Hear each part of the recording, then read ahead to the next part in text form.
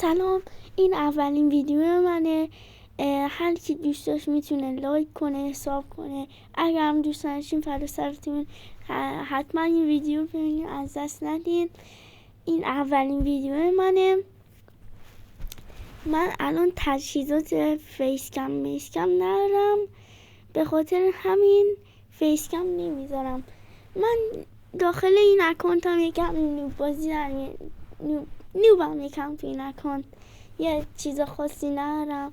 حالا گان لژندم ندارم، حالا ولی شما منو امیدوارم دنبال کنید دیگه. با اینکه مثلا گان لژند یا ندارم، امیدوارم من دنبال کنید، یه حسابمون نشه دیگه. خدایی من فقط این اکانتو ندارم، 3 تا اکانت دارم. داخل اینم تازه ساختم، گفتم بیام یه دوئلی چیزی بزنم.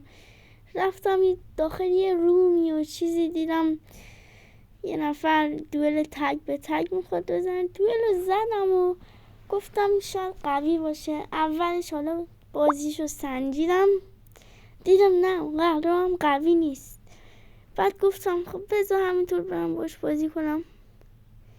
یه بعدش هم رفتم اکانتش رو چک کردم، دیدم چیزای بنکی نداشت، خوب بود. ولی خب بتل پس هم فکر کنم یه دونه 2 تا داشت، اگر اشتباه نکنم.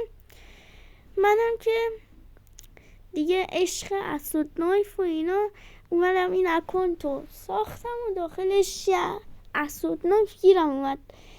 بعد به خاطر همین از اسود نایف استفاده میکنم زیاد. بعد ببخشید یکم ادیت این ویدیو یکم بعده.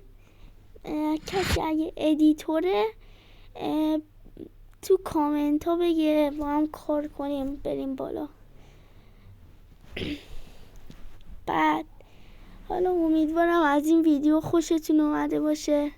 تقریبا آخراشه،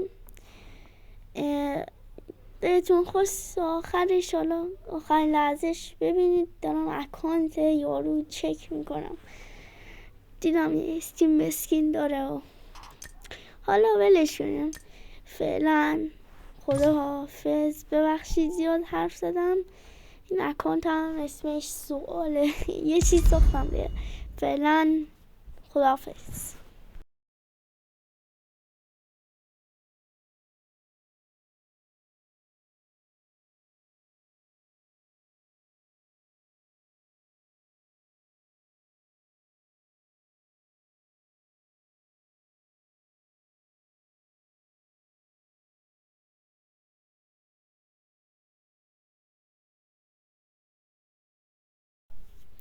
خب من دوباره اومدم این اتچمنت های این چیزایی که داشتم گذاشتم.